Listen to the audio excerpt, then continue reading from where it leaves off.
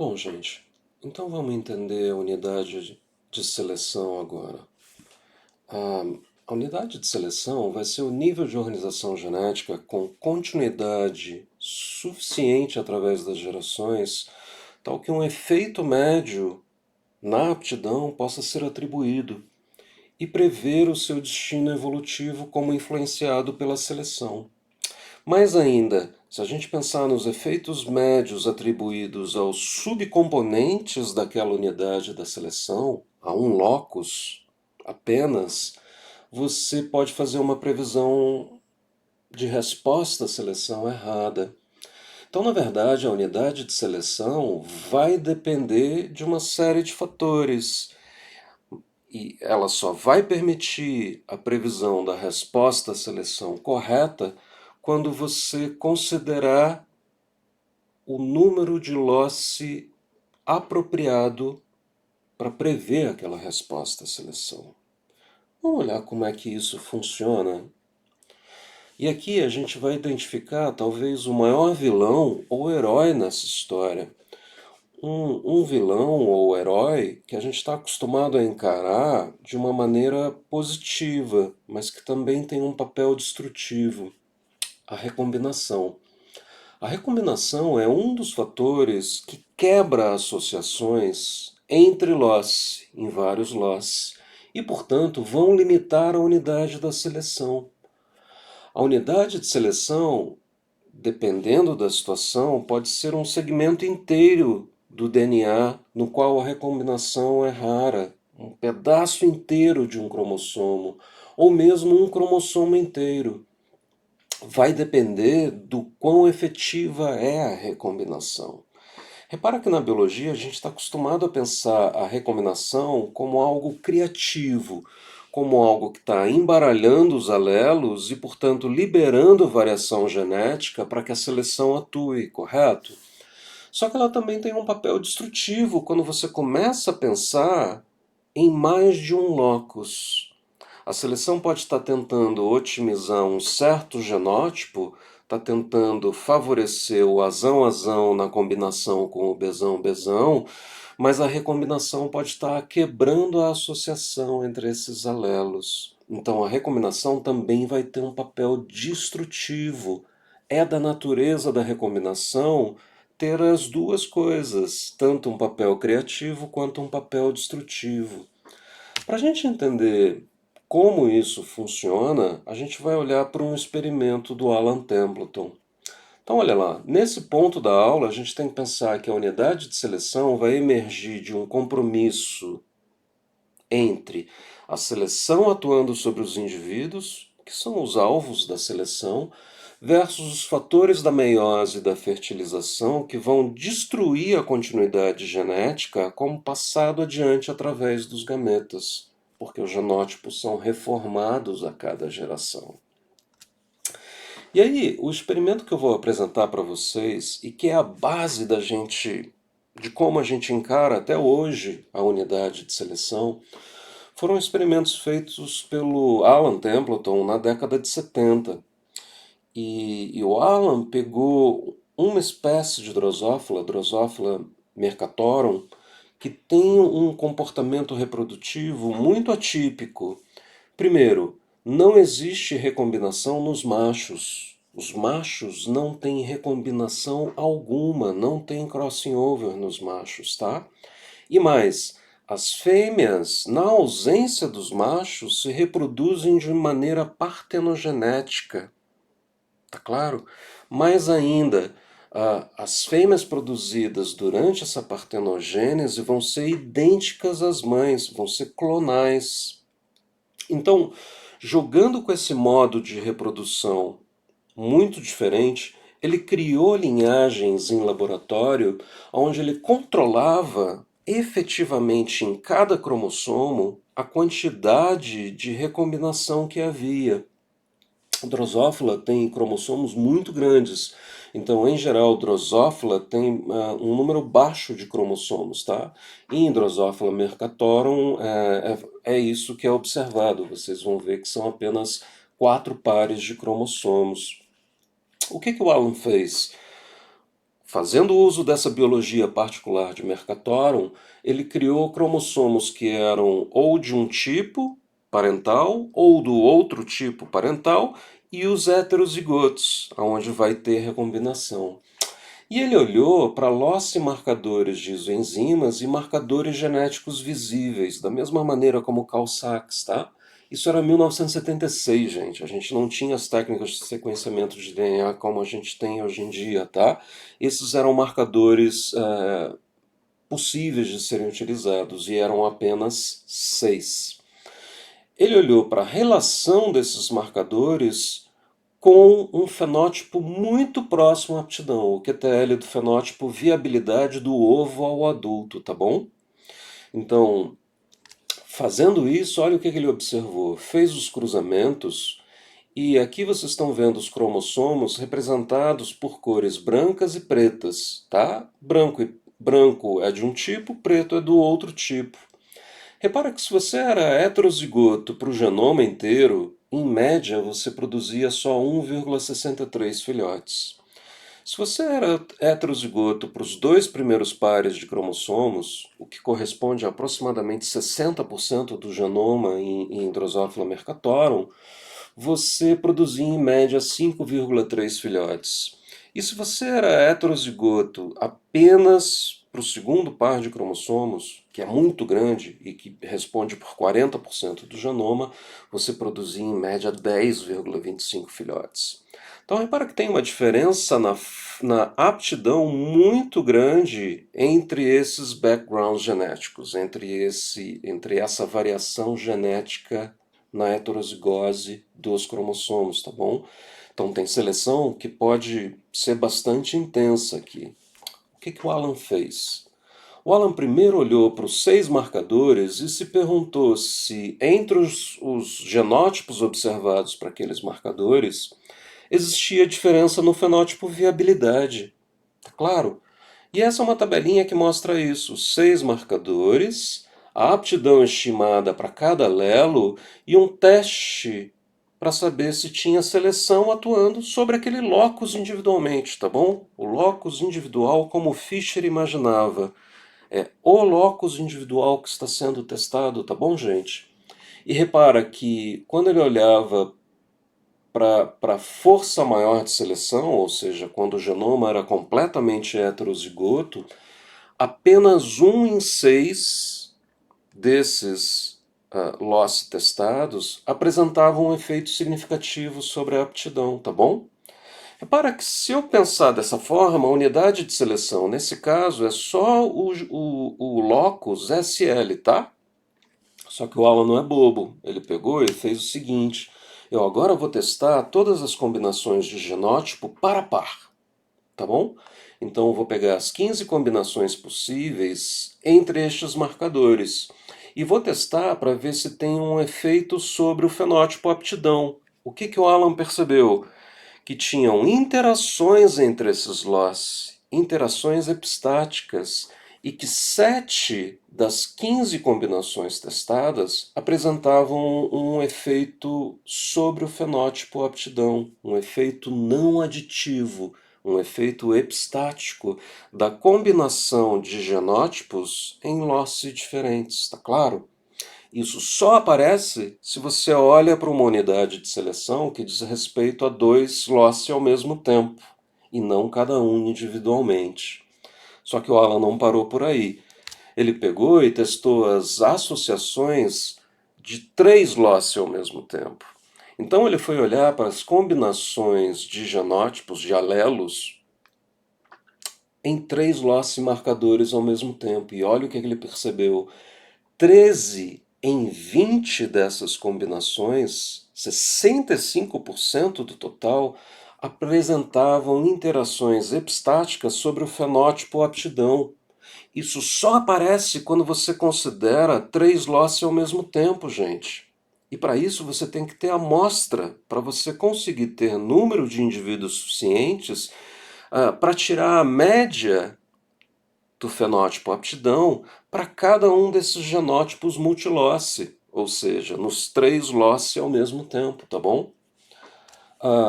As conclusões que o Alan tirou desse experimento ainda são válidas e são um guia geral para como é que a unidade de seleção vai se comportar na natureza. A unidade de seleção vai ser um balanço entre a força da seleção e o grau de recombinação que existe. Em outras palavras, quando a seleção é muito forte, blocos inteiros de genes vão responder, tanto dentro de cromossomos como entre cromossomos. Eles vão responder a essa pressão de seleção porque eles estão sendo construídos por seleção. A seleção é tão intensa que ela enxerga essas combinações de alelos em loci diferentes e faz com que eles caminhem junto, alterem suas frequências alélicas conjuntamente, por pleiotropia e por epistase principalmente. Com isso, a recombinação não vai ser efetiva em quebrar a associação entre o azão e o besão, por exemplo. Tá claro? E eles vão evoluir conjuntamente. Nessa situação, a unidade de seleção deve ser considerada como mais de um locus. Precisa olhar para vários loci ao mesmo tempo. Repara que, no entanto, em níveis intermediários de seleção, quando a seleção é menos intensa, ela não vai conseguir enxergar combinações de genótipos em vários loci que estejam muito distantes ou mesmo em cromossomos diferentes. E a recombinação vai ser efetiva em embaralhar esta variação. Então, genes de um mesmo cromossomo, ou num braço do cromossomo, podem responder conjuntamente. Mas genes que estão muito distantes ou que estão em cromossomos diferentes vão ter a sua vão ser recombinados e, portanto, a seleção não vai ser efetiva em construir associações de genótipos nessas coisas que estão muito distantes. Por outro lado, quando a seleção é muito fraquinha, quando a seleção é fraca, ela só vai conseguir pescar uma resposta conjunta em unidades genéticas muito próximas, em genes proximamente ligados dentro dos cromossomos. Genes longe no cromossomo ou em outros cromossomos certamente não vão responder conjuntamente, e a recombinação vai ser efetiva em embaralhar isso. Então repara que existe um cabo de guerra, um equilíbrio dinâmico entre a força de seleção e a força da recombinação. Quanto maior a força de seleção e menor a recombinação, mais a unidade de seleção vai ser composta de vários genes, porque vários genes vão responder à seleção.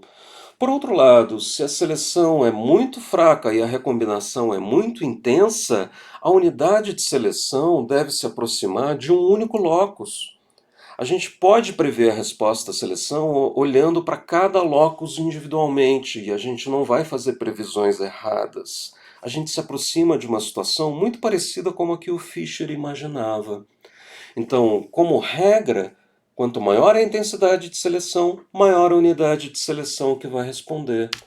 A gente identificou aqui, gente, um cabo de guerra entre a seleção e a recombinação.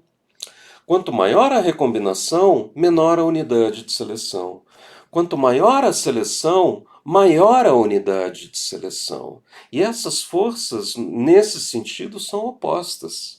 A recombinação está destruindo combinação de alelos em loci diferentes. E a seleção está tentando construir essas combinações de alelos em loci diferentes. Tá claro? Bacana. Só que para pensar, quem é que governa a recombinação, gente? Quem é que é o fator preponderante em biológico em alterar a quantidade de recombinação? São os homozigotos? Não. Porque os homozigotos, se eu tiver recombinação aqui, tanto faz, eu vou produzir o mesmo gameta. Vai ser todo mundo azão, besão, cesão. Não importa onde ocorreu o crossing over aqui, vai ser o mesmo tipo parental de gameta que vai ser formado. São os heterozigotos duplos, triplos, quádruplos, de várias ordens superiores, ou seja, heterozigotos em vários loci, é que irão governar, mexer com a recombinação. Porque repara, se este é um gameta parental, este é um outro gameta parental, e tem um evento de crossing over aqui, o que aconteceu? Eu produzi dois gametas recombinantes. Eu antes não tinha o alelo Azinho na presença do alelo Bzão e Czão. Eu agora tenho isso. Tá claro? Eu agora tenho o alelo Azinho na presença do Bzão e Czão. E em contrapartida, eu tenho o alelo Azão na presença do Bzinho e do Czinho. Então são esses heterozigotos que vão mexer na quantidade de recombinação. E existe uma coisa que a gente já olhou no curso, mas não olhou dessa forma, que é o fato de que existe uma estrutura populacional nas espécies. Essa é a distribuição da onça sussuarana, tá? Também chamada de puma lá na América do Norte. Repara que ela tem uma distribuição super ampla, vai aqui da Terra do Fogo até lá ao Alasca praticamente, tá bom? Quando a gente fala de estrutura populacional, a gente está se referindo ao fato que a variação genética total de uma espécie está subdividida em populações componentes. Ora, como é que essa variação total de uma espécie vai estar subdividida nas suas populações componentes? Quem são os processos evolutivos que governam isso? São dois vilões aqui: fluxo gênico e deriva genética. Por quê? Deriva genética afeta o genoma inteiro e vai produzir diferenças entre as populações, está claro? Se as populações estão isoladas, elas vão acumular diferenças. Mais ainda, elas vão se tornar homozigotas diferentes das outras subpopulações, está claro? Ao aumentar o número de homozigotos, o que a deriva está fazendo? Ela está diminuindo a recombinação dentro de cada população. Qual é a força oposta a isso? Fluxo gênico. O fluxo gênico também afeta o genoma inteiro e ele homogeneiza as populações, diminuindo as diferenças entre elas. Quando um migrante sai de uma população para outra, ele leva o genoma inteiro e ele diminui as diferenças entre as populações. Portanto, o fluxo gênico homogeneiza as diferenças entre as populações e aumenta o número de heterozigotos. Porque se está entrando um azinho de uma outra população que tinha azão, eu agora vou formar heterozigotos, está claro? Essas duas forças fazem um outro cabo de guerra. Um cabo de guerra entre a deriva genética e o fluxo gênico. E dependendo de quem ganha este cabo de guerra, você vai ter menos heterozigose ou mais heterozigose dentro das populações. Ora, eu acabei de dizer para vocês que a heterozigose é que governa a recombinação. Então, se a deriva genética vence o cabo de guerra, as populações vão ser muito diferentes entre si e vão ser muito homogêneas dentro delas, diminuindo muito a recombinação. Ora, se eu diminuo muito a recombinação, a unidade de seleção pode ser grande, porque agora mesmo uma seleção fraca vai conseguir pegar alelos em vários losses diferentes e fazer com que eles respondam conjuntamente à seleção, porque a recombinação é baixa. Se por outro lado o fluxo gênico é alto, eu tenho muita heterozigose dentro de cada população. Tem muito heterozigotos. E, portanto, a recombinação é altamente efetiva. E se ela é altamente efetiva, a unidade de seleção tende a ser menor. Porque eu preciso de seleção muito forte para conseguir pegar alelos em losses diferentes e fazer com que eles respondam à seleção conjuntamente. Então, essa estrutura populacional, essa partição da variação genética em várias subpopulações, é um componente muito importante também do raciocínio de unidade de seleção, porque governa o quanto tem de recombinação dentro das populações. Então, repara que a unidade de seleção está se transformando numa coisa super dinâmica e que não é estática. Ela pode variar com o tempo. Ela vai ser dependente da recombinação E essa recombinação depende da herança mendeliana, da meiose e do crossing over, mas também depende da estrutura populacional, que vai mexer na quantidade de heterozigotos, sistemas de acasalamento, subdivisão das populações, etc. Então, eu posso mexer na recombinação mexendo nessas coisas. E eu vou dar dois exemplos para vocês para a gente encerrar esse assunto, tá? Dois exemplos de plantas e de humanos. Então, antes da gente entrar nesses exemplos, vamos só fechar esse raciocínio. A unidade de seleção não é uma função da relação entre fenótipo e genótipo como muita epistase apenas, como era o foco do Mayr, mas um compromisso dinâmico entre seleção e recombinação, sendo que a recombinação vai ser afetada tanto pela arquitetura genética, epistasia e pleiotropia, como pela estrutura populacional. Os dois exemplos são humanos e plantas. Olha lá, o que acontece em humanos? A gente tem cruzamento aberto, a gente tem muita heterozigose, a recombinação é muito efetiva, portanto, as unidades de seleção em humanos tendem a ser pequenas. A gente se aproxima de um locus individual. Olha aquela controvérsia inicial de Fisher e Wright voltando aqui de uma maneira dinâmica. Em humanos, em geral, a unidade de seleção vai ser pequenininha. Você pode considerar locos ou regiões muito pequenas do genoma como a unidade de seleção. Por outro lado, em plantas com um sistema de acasalamento que envolve endocruzamento, você tem um menor número de heterozigotos duplos ou de ordem maior. E, portanto, a recombinação efetiva é muito baixa. Eu tenho muita homozigose. Se eu tenho muita homozigose, a unidade de seleção agora podem ser vários losses espalhados pelo genoma respondendo, porque a seleção vai ser efetiva. No cabo de guerra com a recombinação é muito fraca. Tudo bem, moçada? Então, isso introduz um dinamismo muito grande para quando a gente olha para a unidade de seleção. Então, para completar o raciocínio, a unidade de seleção é uma propriedade emergente do balanço entre seleção, operando para construir complexos gênicos epistáticos entre loci, e da recombinação, operando no sentido de quebrar esses complexos. E tudo isso vai ocorrer dentro de propriedades populacionais, sistema de acasalamento, tamanho populacional, grau de subdivisão, etc, etc, etc. Assim, a unidade de seleção é algo dinâmico, não tem uma resposta simples, é um locus, ou é como o Wright imaginava, vários loci ao mesmo tempo. Vai depender da situação, não tem uma resposta fixa para isso. Ela vai envolver o quão forte é a seleção, vai envolver arquitetura genética e vai envolver condições demográficas. Beleza? Só faltou a gente examinar alvo de seleção, e eu já volto para a gente examinar isso num outro vídeo. Até já!